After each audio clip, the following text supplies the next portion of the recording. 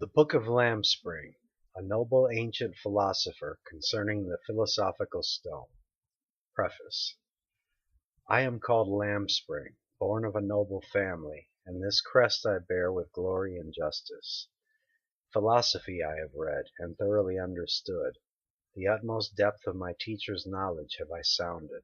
This God graciously granted to me, giving me a heart to understand wisdom. Thus I became author of this book, and I have clearly set forth the whole matter, that rich and poor might understand.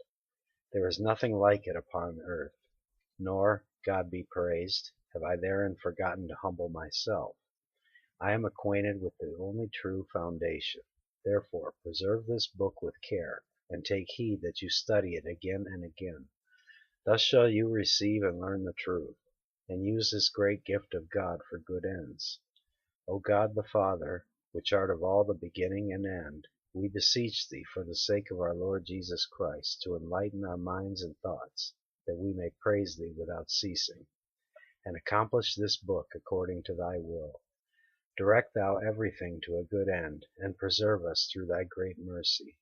With the help of God I will shew you this art, and will not hide or veil the truth from you. After that you understand me aright, you will soon be free from the bonds of error. For there is only one substance, in which all the rest is hidden. Therefore keep a good heart. Caution, time, and patience are what you need. If you would enjoy the precious reward, you must cheerfully give both time and labor. For you must subject to gentle coction the seeds and the metals, day by day, during several weeks. Thus in this one vile thing you will discover and bring to perfection the whole work of philosophy, which to most men appears impossible, though it is a convenient and easy task. If we were to show it to the outer world, we should be derided by men, women, and children. Therefore, be modest in secret, and you will be left in peace and security. Remember your duty towards your neighbor and your God, who gives this art, and would have it concealed.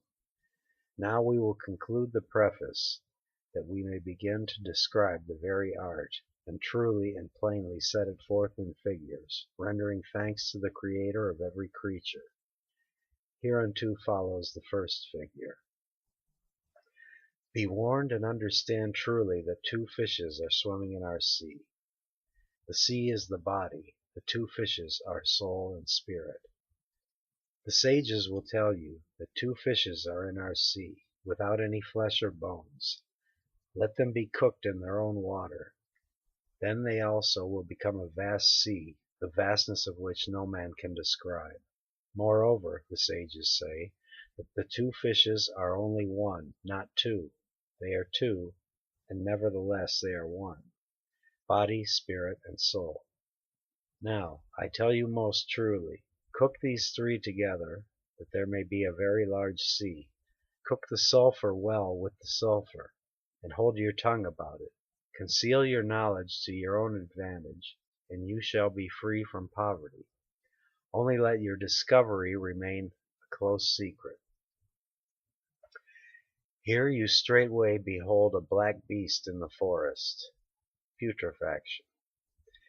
The sage says that a wild beast is in the forest, whose skin is of the blackest dye. If any man cut off his head, his blackness will disappear, and give place to a snowy white. Understand well the meaning of this head. The blackness is called the head of the raven. As soon as it disappears, a white color is straightway manifested. It is given this name, despoiled of its head. When the beast's black hue has finished in a black smoke, the sages rejoice from the bottom of their hearts, but they keep it a close secret, that no foolish man may know it. Yet unto their sons, in kindness of heart, they partly reveal it in their writings, and therefore let those who receive the gift enjoy it also in silence, since God would have it concealed. Hear without terror that in the forest are hidden a deer and a unicorn. In the body there is a soul and a spirit. The sages say truly that two animals are in this forest, one glorious, beautiful, and swift, a great and strong deer, the other a unicorn. They are concealed in the forest, but happy shall that man be called who shall snare and capture them. The masters show you here clearly that in all places these two animals wander about in forests, but know that the forest is but one. If we apply the parable to our art, we shall call the forest the body. That will be rightly and truly said. The unicorn will be the spirit at all times. The deer desires no other name but that of the soul, which name no man shall take away from it. He that knows how to tame and master them by art, to couple them together, and to lead them in and out of the forest, may justly be called a master.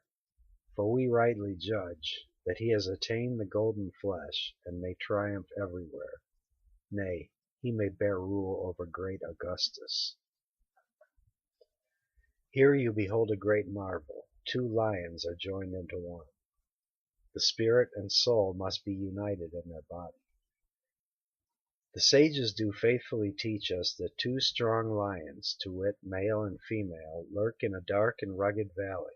These the master must catch, though they are swift and fierce, and of terrible and savage aspect.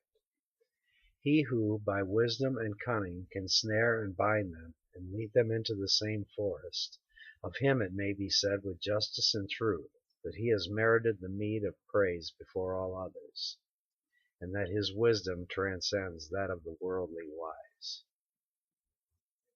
A wolf and a dog are in one house, and are afterwards changed into one. The body is mortified and rendered white, then joined to soul and spirit by being saturated with them.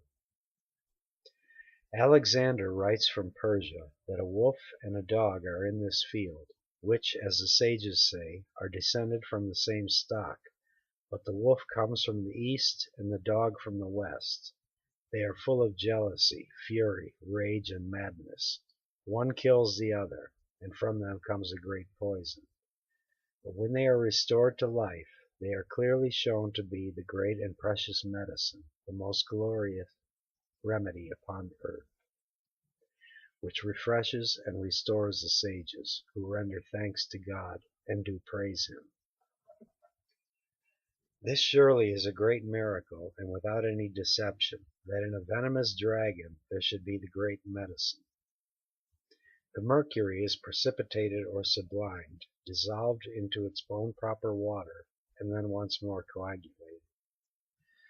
A savage dragon lives in the forest. Most venomous he is, yet lacking nothing. When he sees the rays of the sun in its bright fire, he scatters abroad his poison, and flies upward so fiercely that no living creature can stand before him, nor is even the basilisk equal to him.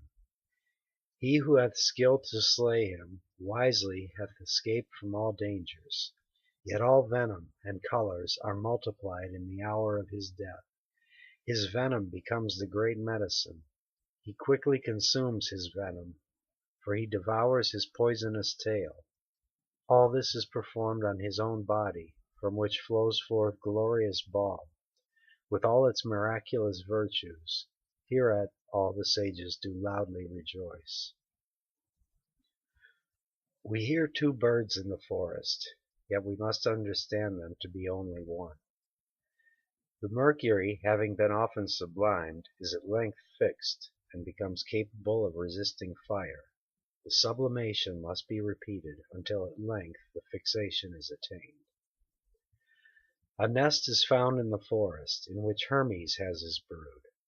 One fledgling always strives to fly upward, the other rejoices to sit quietly in the nest. Yet neither can get away from the other. The one that is below holds the one that is above, and will not let it get away from the nest. As a husband in a house with his wife, bound together in closest bonds of wedlock, so also do we rejoice at all times, that we hold the female eagle fast in this way, and we render thanks to God the Father. Here are two birds, great and strong, the body and spirit. One devours the other. Let the body be placed in horse dung or a warm bath, the spirit having been extracted from it. The body has become white by the process, the spirit red by our art. All that exists tends toward perfection, and thus is the philosopher's stone prepared. In India there is a most pleasant wood in which two birds are bound together. One is of a snowy white, the other is red. They bite each other, and one is slain and devoured by the other. Then both are changed into white doves, and of the dove is born a phoenix, which has left behind blackness and foul death, and has regained a more glorious life. This power was given it by God himself, that it might live eternally and never die. It gives us wealth, it preserves our life, and with it we may work great miracles, as also the true philosophers do plainly inform us. The Lord of the Forests has recovered his kingdom, and mounted from the lowest to the highest degree. If fortune smile, you may from a rhetor become a consul. If fortune frown, the consul may become a rhetor. Thus you may know that the tincture has truly attained the first degree. Now hear of a wonderful deed, for I will teach you great things, how the king rises high above all his race.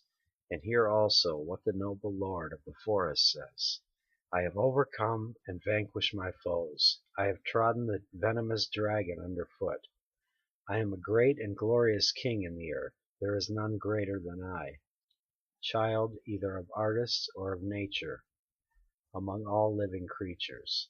I do all that man can desire. I give power and lasting health, also gold, silver, gems, and precious stones, and the panacea for great and small diseases. Yet at first I was of ignoble birth, till I was set high in a high place. To reach this lofty summit was given me by God and nature. Thence from the meanest I became the highest, and mounted to the most glorious throne, and to the state of royal sovereignty. Therefore Hermes has called me the Lord of the Forests. A salamander lives in the fire, which imparts to it a most glorious hue. This is the reiteration, gradation, and amelioration, the tincture, or philosopher's stone, and the whole is called its augmentation. In all fables we are told that the salamander is born in the fire. In the fire it has that food and life which nature herself has assigned to it. It dwells in a great mountain, which is encompassed by many flames, and one of these is ever smaller than another. Herein the salamander bathes. The third is greater, the fourth brighter than the rest. In all these the salamander washes and is purified. Then he hies him to his cave, but on the way is caught and pierced, so that it dies and yields up its life with its blood. But this too happens for its good, for from its blood it wins immortal life, and then death has no more power over it. Its blood is the most precious medicine upon earth. The same has not its like in the world, for this blood drives away all disease, in the bodies of metals, of men, and of beasts. From it the sages derive their science, and through it they attain the heavenly gift, which is called the philosopher's stone, possessing the power of the whole world. This gift the sages impart to us with loving hearts, that we may remember them forever. The Father and the Son have linked their hands with those of the Guide. Know that the three are body, soul, and spirit. Here is an old father of Israel, who has an only son, a son whom he loves with all his heart. With sorrow he prescribes sorrow to him. He commits him to a guide, who is to conduct him whithersoever he will. The guide addresses the son in these words: Come hither, I will conduct thee everywhere, to the summit of the loftiest mountain, that thou mayest understand all wisdom, that thou mayest behold the greatness of the earth and of the sea, and then derive true pleasure. I will bear thee through the air, to the gates of highest heaven. The son hearkened to the words of the guide, and ascended upward with him. There saw he the heavenly throne, that was beyond measure glorious. When he had beheld these things, he remembered his father, who was sighing, pitied the great sorrow of his father, and said, I will return to his breast. Another mountain of India lies in the vessel, which the spirit and soul, that is, the sun and the guide, have climbed. Says the sun to the guide, I will go down to my father, for he cannot live without me. He sighs and calls aloud for me, and the guide makes answer to the sun, I will not let thee go alone. From thy father's bosom I brought thee forth. I will also take thee back again, that he may rejoice again and live. This strength will we give unto him. So both arose without delay and returned to the father's house. When the father saw his son coming, he cried aloud and said, Here the father devours the son. The soul and spirit flow forth from the body. My son, I was dead without thee, and lived in great danger of my life. I revive at thy return, and it fills my breast with joy.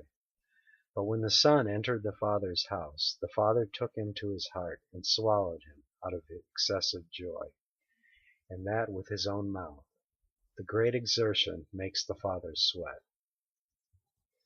Here the father sweats profusely, while oil and the true tincture of the sages flow forth from him.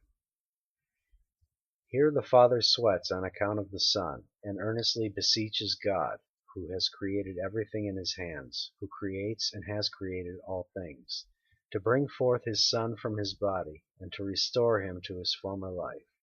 God hearkens to his prayers, and bids the father lie down and sleep.